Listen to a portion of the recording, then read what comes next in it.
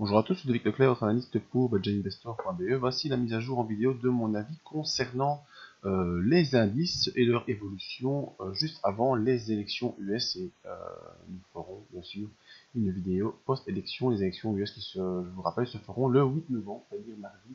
Et je suppose qu'on aura les résultats mercredi matin. Et nous verrons comment les indices peuvent réagir. Donc cette analyse, comme je vous dis, se fera pour la semaine du 7 novembre en collaboration avec FXCM sur la plateforme TradingView. Alors, l'information habituelle sur les risques du marché, comme vous savez qu'il n'est pas la tête du profil d'investisseur, ça vous même d'évaluer vos propres risques. Moi, je ne suis pas pour vous conseiller dans vos opérations. Vous conseille d'utiliser des comptes démo. Alors, le CAC 40, eh bien, je vous avais mis ici une barrière, les 4480, qui est une barrière importante qu'il fallait surveiller. Barrière qui a été franchie à la baisse, donc mardi. Hein, dès mardi, on est venu franchir à la baisse les 4480 points. On était quand même resté, on avait pu rester dans la fourchette de Andrews, là, qui était toujours haussière. Et puis, ouverture jeudi, mercredi matin en gap baissier. Et on a continué une poursuite baissière où maintenant on est enfoncé sous toutes les moyennes mobiles, enfoncé sous la résistance. On est sorti de la fourchette de Andrews haussière. Et les bandes de Bollinger sont en train de s'ouvrir. Et c'est vraiment le signe que cette accélération baissière est puissante. D'autant que nos indicateurs, vous voyez, le RSI s'enfonce sous les 40, vous savez tous ce que ça veut dire, en tout cas pour ceux qui ont suivi les formations, et le MACD également s'enfonce sous 0 et sous son signal. Premier objectif donc de cette baisse, c'est les 4303 points, et si cette zone est atteinte, à mon avis d'ici mercredi, elle le sera atteinte, lundi, mardi, peut-être mercredi matin, eh bien ce sera peut-être une zone, soit pour un rebond, soit pour une accélération baissière.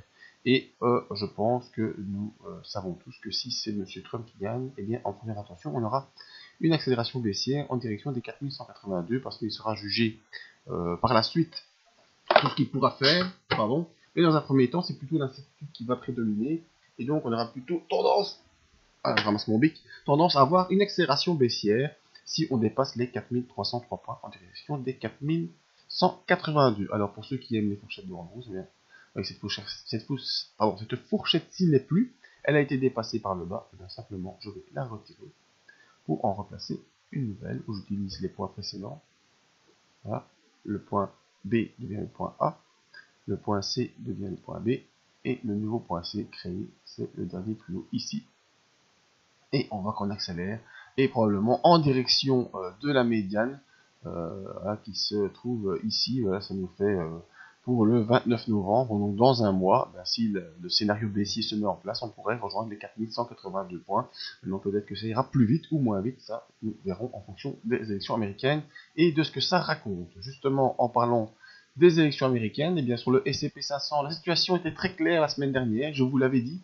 Je vous ai même envoyé un mail pour ceux qui font partie de la mailing list qu'il y avait une accélération baissière importante qui était mise en place. Elle s'est faite mardi. Et vous voyez, mercredi, jeudi, vendredi, on a tout le temps continué à baisser. On est sous le niveau de support que j'avais indiqué des 2121 points. On avait un niveau de support intermédiaire ici qui est à 2086, mais qui a été franchi euh, vendredi en fin de séance par cette bougie d'accélération baissière. Voilà, bon, ici on a déjà 1, 2, 3, 4 sorties de banque de Bollinger. C'est rare quand on en fait beaucoup plus. Donc peut-être que lundi matin, on devrait un petit peu temporiser. Sans doute d'ailleurs que lundi, mardi, on n'aura pas de grosses séances, hein, sauf si on a des sondages qui annoncent M. Trump gagnant, parce que je reste convaincu que, pas que M. Trump fera des mauvaises choses ou des bonnes choses, ça on sera jugé dans le futur, mais au niveau économique, ça sera plutôt de l'incertitude et donc des potentielles accélérations en direction des 2036 points.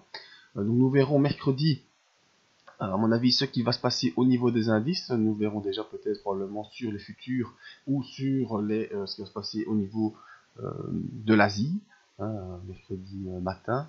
Donc on fera un petit bilan là, à ce moment-là, le mercredi matin. Pour ceux qui sont abonnés à la mailing list, ce sera le moment de surveiller vos mails.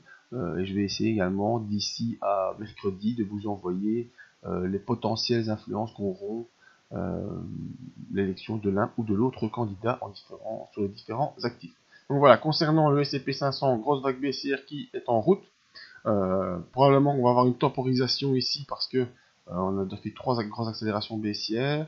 Vous voyez au niveau des indicateurs, le RSI est bel et bien en dessous de 40. Le MACD accélère en dessous de 0 et en dessous de son signal, donc l'accélération baissière est toujours en cours. Probablement qu'on aura un rebond qui va se faire sur cette zone ici, 2086, peut-être lundi, mardi, puis on verra les élections. Et sur le CAC 40, eh bien également clair, on devrait peut-être rejoindre cette zone des 4303 points d'ici à mercredi pour avoir soit un rebond, soit un enfoncement de cette zone aussi qui sera donc à surveiller en fonction des élections américaines qui, je vous rappelle, se dérouleront donc le 8 novembre, donc la nuit de mardi à mercredi, et je pense que mercredi matin, on sera fixé sur ce qui va pouvoir se passer.